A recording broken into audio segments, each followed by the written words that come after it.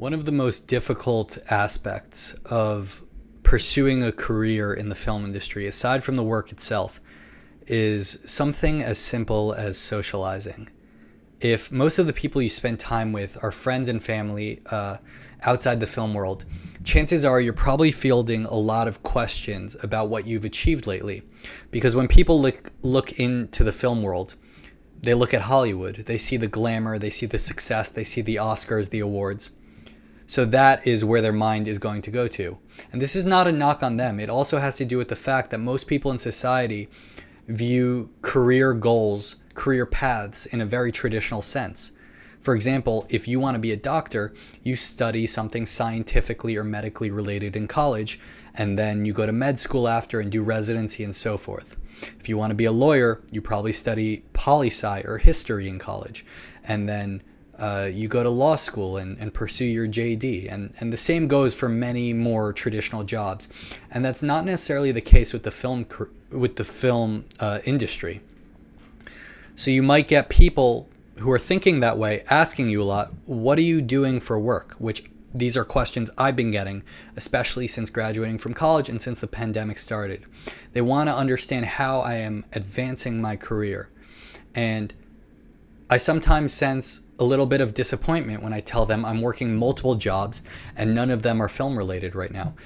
I do get some freelance gigs once in a while with writing and editing, but those aren't the most consistent. Most of my income derives from non-film related jobs.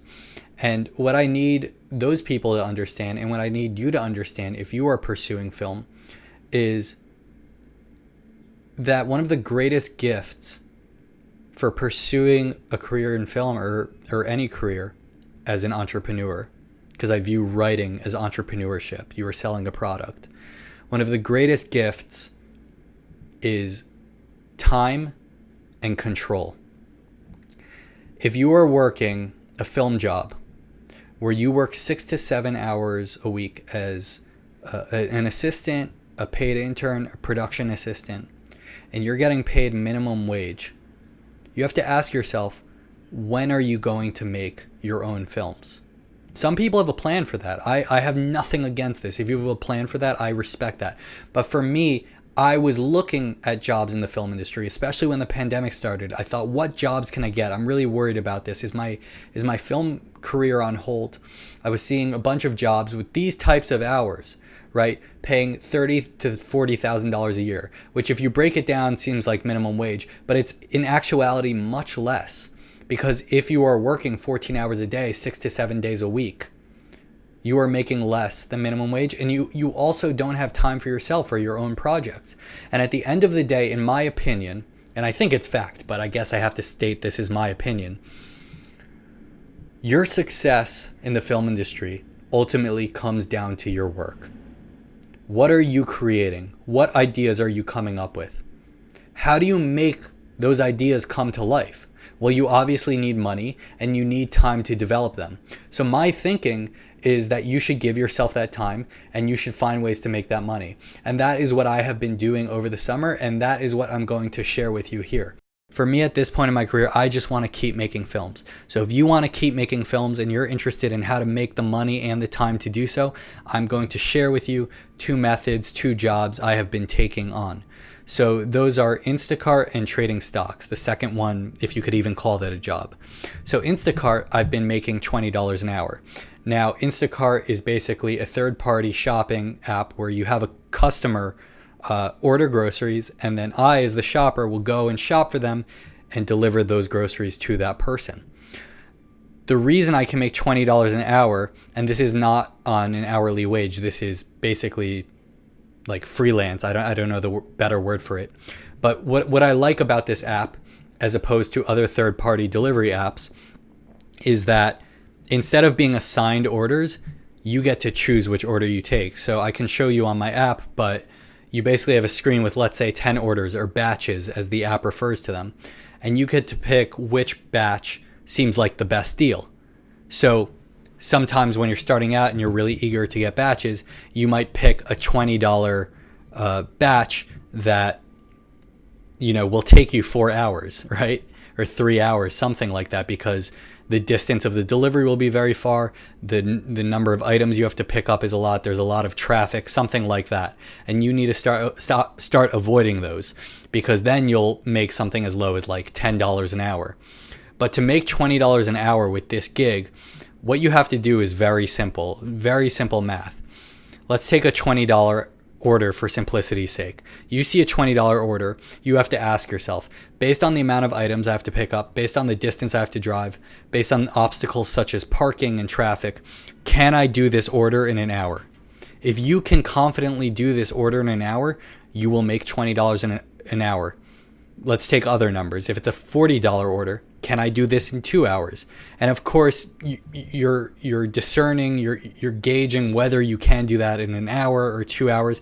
That comes with a little experience with the app. That comes with getting a few deliveries under your belt. And that's what I had to do for a little bit. But that's like with anything in life, right? If you want to really hustle, you see a $10 order, you ask yourself, can I do this in 30 minutes?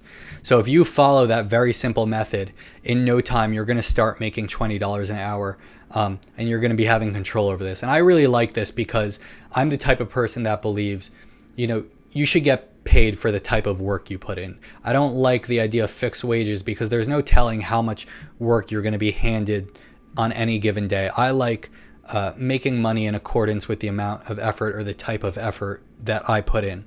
And this app really allows for that. And you can work on it basically 7 days a week, 8 a.m. to 8 p.m. It gives you that freedom. And then it gives you freedom outside that to focus on your script. And even during it, if I'm shopping in a really peaceful supermarket, or if I'm driving, I have a lot of time to think about my ideas. I just have ideas flowing through my head throughout. So that's Instacart. If you have questions on Instacart and you want more specifics on my, decision process on selecting orders and how to maximize profit on it, just ask me, comment below, and I will make another video on it. The next source of income is stocks. So with stocks, I have a net profit. I started a month ago, and I have a net profit of over $3,000. So how did I do that? Again, with this, if you want a very specific video on my trading strategy, and my view on market psychology, those sorts of things, ask me and I'll make another video. But I'll just try to explain it to you in the simplest terms possible. You have to go in with the right mindset. So my mindset was, I have $3 in my saving. Given the current circumstances of stagnation in our nation, I have $3,000 that I want to experiment with. I want to see how much money I can make with this $3,000. So you first off have to go in with no guilt, no emotional baggage attached, being okay with losing X amount of money. I said, I am okay with losing $3,000. I also knew that while stocks plummet, stocks very, very rarely, if never, plummet to $0, right? So I knew that I wasn't going to lose all of that $3,000. But I also knew that stocks sometimes, especially penny stocks, which are stocks worth under $5 a share, stocks sometimes double or triple. So for me, that inherently made the reward much greater than the risk. And what was my method for trading? One, I have rules that I write on the whiteboard every day that I follow, that I have in front of me. So stop losses that I put on my orders, which basically that means you put a price and you say, I'm not willing to lose this amount of money on this stock, and the app you're using will automatically sell the shares for you so you don't lose more than that. You create rules for yourself before you get into the marketplace, before you get into the trading room. And that leads me to another guideline I have, which is to not get caught up in the hype. Do not trade. Do not ever trade based on emotions. So I have net profited over $3,000, and 90-something% of that, or all of my profits have been on one stock that I traded smartly. And the rest, all of my losses have been on following other people's hype, buying stocks at a very high price because people like on Twitter told me to. I made $4,000 on one stock that I just traded smartly. It just takes one smart trade to make all that money. I put $300 or $400 into the stock. I saw that it was at the lowest price it's been at in a whole year. So I thought to myself, unless something catastrophic happens, this can't get much lower. So that's another lesson. They always say buy low, sell high. So buy low.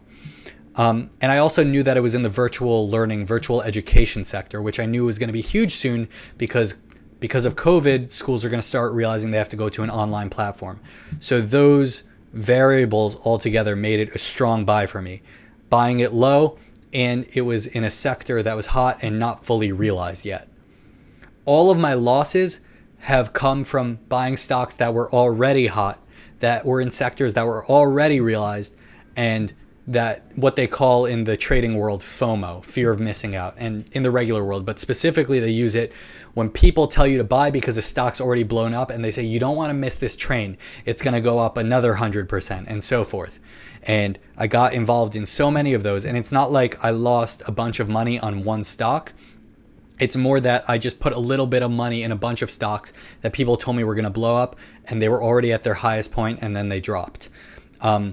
So all it takes is one wise trade, and by doing that, I've made over $3,000. Now, I know that sounds a little shaky. That sounds a little like anxiety-ridden, a little crazy, not the most stable thing. But through that, I have learned a lot. I've gotten more of an education that I would in a semester of economics. So if you want to learn more about what I've learned, market strategy, market psychology, that sort of thing, comment below and I'll make another video on trading stocks. But something like over $3,000 a month is very feasible to make if you trade wisely.